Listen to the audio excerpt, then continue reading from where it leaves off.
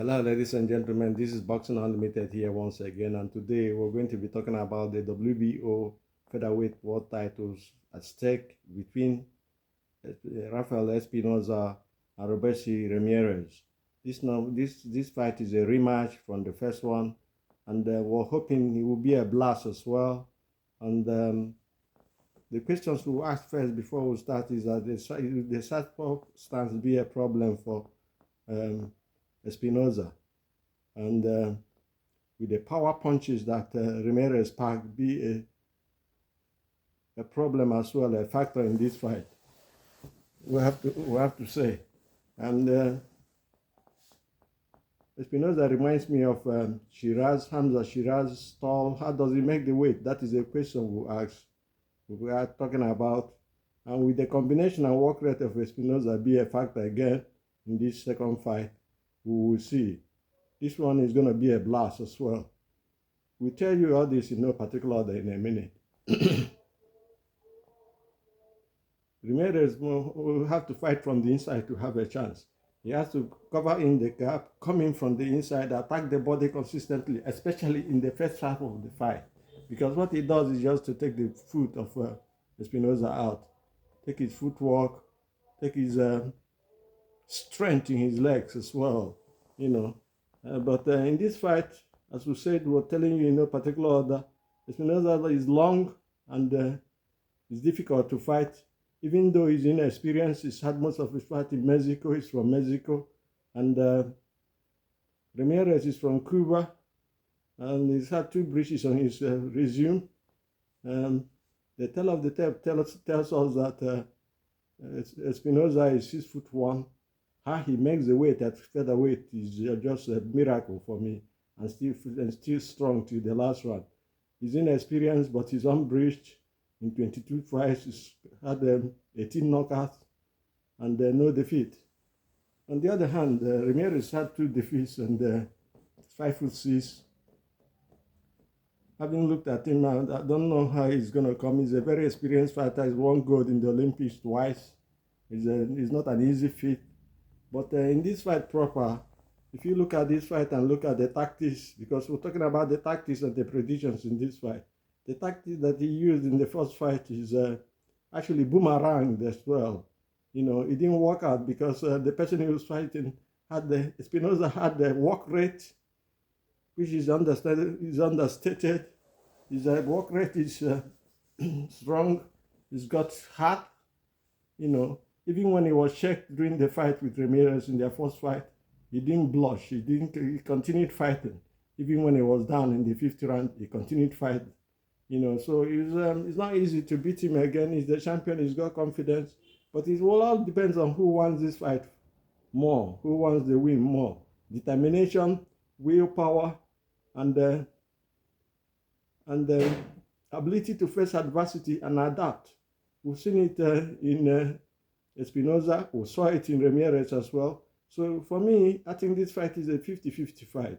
No doubt about that. And I think it's going to be a difficult fight for Ramirez once again. If he doesn't fight in a certain way, he will lose again.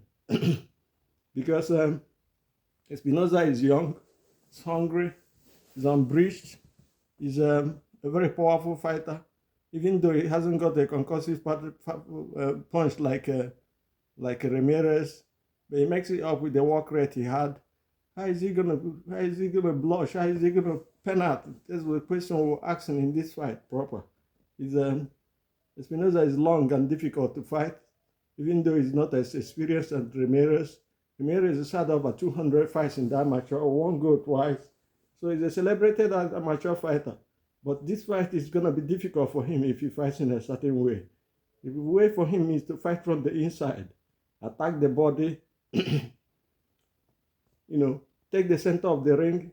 We always say it, styles make fight, Even though one punch can change the whole complexion of the fight, power alone does not win a fight. Skill, style is the answer. Is he going to change in this fight?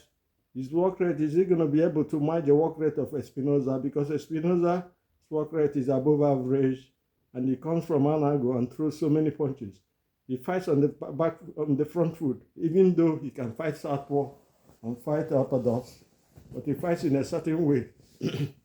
For Ramirez to have a chance and regain his title here, he has to be educative in his ways. His pressure on the put Espinoza on the back foot. He must put Espinoza on the back foot, and then come with punches to the body, the punches to the solar plexus, and he's a shorter man. He has advantage on the inside. If he can do that, he wins this fight proper. And he has to push Espinoza back and put him on the back foot constantly. And the pressure in my mouth have to come from all angles. You know, even though Espinoza is a known volume puncher with variety of punches coming from all angles, and he's rangy and tall. He's got a physical advantage. Will he use it proper as he used it in the first half, in the first fight? We will see in this fight, no doubt about that. Espinoza must press the issue always if he wants to win. Ramirez has got power in his punches. We saw it happening in the first fight. But whether he's going to keep it up for a long time with the kind of pressure Espinoza brings is a difficult question. It's $1 million question. We will see what will happen in this fight. But for each of them, for both boxers, we're talking in no particular order, to have a chance, they must attack the body of their opponent, of the next person they're fighting, the person they're fighting. Put pressure on him, make him uncomfortable, and then drive in their punches. Angles has to be said, because both boxers are, one is orthodox and the other one is southpaw. Whoever says the angle will be on the front foot, because it counts at the end of the day. The judges always favor the person coming forward, you know. So we'll see what will happen. There's no doubt in my mind that this fight is going to be a blast. Having said that, I would say that the key for Ramirez is body punches. Attack the body, especially in the first half of the fight. You know, attack the body always, constantly, and educatively, because Espinoza, who can throw punches from all angles, might come with uppercuts when he's coming in. He has to be aware of that, pay attention to that. And then the southpaw stance, you know, has his way, you know, depending on who he's fighting. And the orthodox man, you know, if he takes the angle and goes on his left, you know, on his left, that is the right side of his opponent, of Ramirez. It will be very difficult for him to hit him flush. And he will come through the punches, set his punches through the center, and once he takes his foot on the outside of the left right side of Ramirez, and you know, send his right combos and haymakers direct through the middle and to the body. Body punches is going to be the key in this fight, no doubt about that. My mind, whoever takes the center of the ring and goes straight to the body, walk on the body, you know, invest on the body throughout the first half of the fight, wins this fight proper. You know, the power of Ramirez, will it be an issue? It depends on how Espinoza fights. If Espinoza comes there and becomes slag because he won the first fight by decision, it will be a problem for him, you know. So he has to pay attention to the fact that the body punches in the first half has to go on the inside, push Espinoza back, and do not allow him be on the front foot. Because once he's on the front foot, he's explosive. Even though he hasn't got concussive power in his punches, he throws volumes and varieties of punches. And he has a heart, he has an engine that is so high. And his heart is solid. We saw it in his last fight. So for the same thing not to repeat itself in this fight, Ramirez has to come from the inside, be the person, the aggressor. He has to attack the body of Espinoza, and do not let Espinoza build momentum with his punches. No, the southpaw stance will be a factor, no doubt about that. But with the power of Ramirez be an issue, he must. Will he take advantage when it happens? Ramirez must fight from the front foot. Whoever takes the center of the ring has an advantage. Pressure has to be consistent and educative. It is key for big victory for both boxers. However, you know, angles and traps must be set. And for Ramirez to have a chance, he must have to be elusive and avoid punches, because the kind of pressure that comes with Espinoza is difficult to understand even at the time, because I keep wondering, I've asked the question a lot of us, how does he make this weight? But we've seen Ramirez knock out somebody who is 5'11", and will he do the same thing again? It's the million-dollar question, actually. It's important to know that this fight is going to be a blast, it's going to be a killer, it's going to be a thriller. And whoever is going to win this fight, must have to come from the front foot, attack. Attack is the weapon. Is the weapon for defense for here in this fight. Keep attacking, take the center of the ring. Your work rate has to be above average for you to have a chance in this fight. Having said that, I will tell you the truth. This fight is a 50-50 fight. No doubt in my mind about it. Anything can happen in this fight. Styles, I would say, next fight, the style that comes on the day will be the question, the big question to answer. Having said that, I have to be honest with you.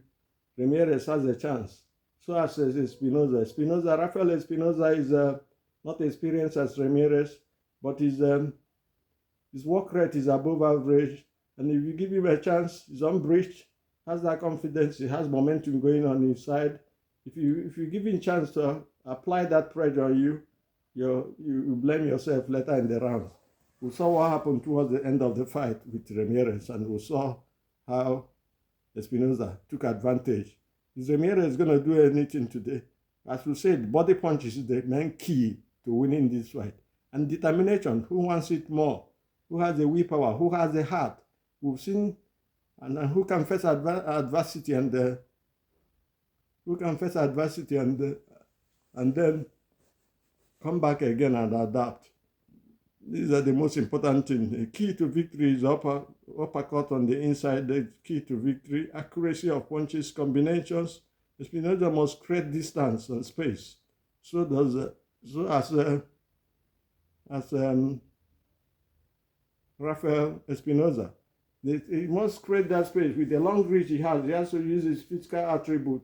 The long reach he has comes with the punch, and then come with a left hook.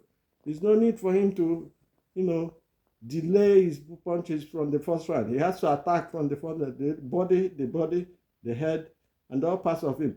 The one to the solar plexus, it makes the boxer uncomfortable. The other one to the liver is very painful.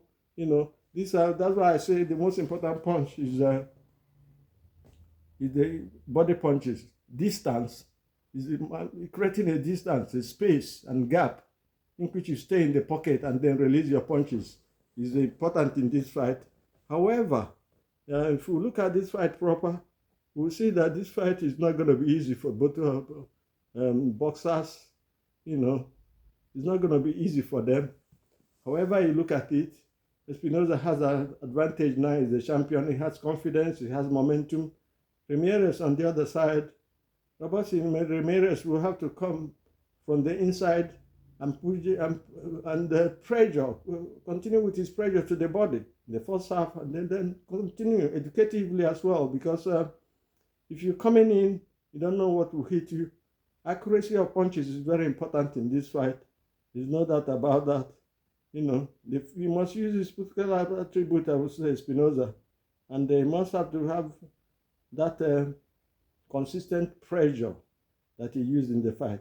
If he fights the same way he fought in the first fight, he wins this fight. Come forward fighters, put Ramirez on the back foot, because on the back foot he can't release his combinations. Make him come comfortable. Take him to the river and drown him. Take away his style. Take away his game plan, and then you own his soul. That is the most important thing in this fight. And this fight is we're calling it a 50-50 fight.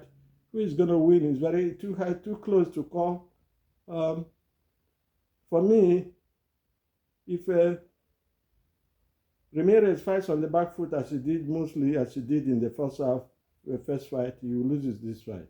But if he comes from the front foot and unleashes his power, concussive power, and then attack the body from round one And in fact, in the first half of the fight, weakening the legs of Espinoza, he wins this fight. For Espinoza, if he comes in, with educative attack, educative pressure, intelligent pressure to the body, to the head, and do not allow Ramirez to set up his big punches, which will of course be how he defends on the day, because defense is very important in this fight. And the accuracy of his punches and the volume and variety of his punches, he wins again, on points.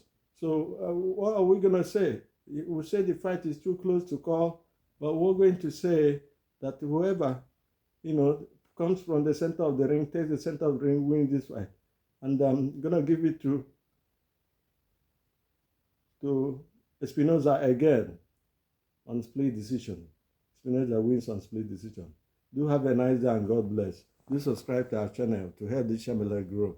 Do have a nice day. Bye.